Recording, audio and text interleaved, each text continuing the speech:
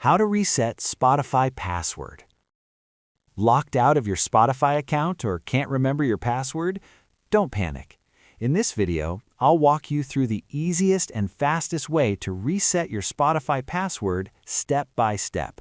Stick around till the end and regain full access to your music in minutes.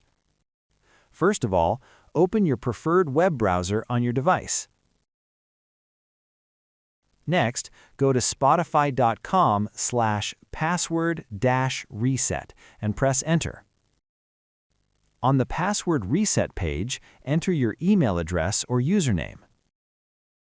After confirming the details, click on Send Link.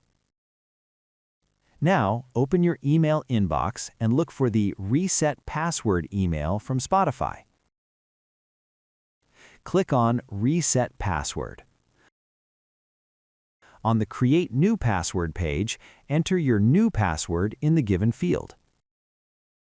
Retype the password to confirm it. Then, click on Create Password.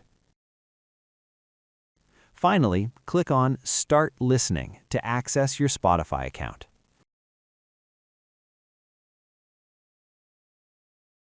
If you found this video helpful, please like, subscribe, and share to support our growth.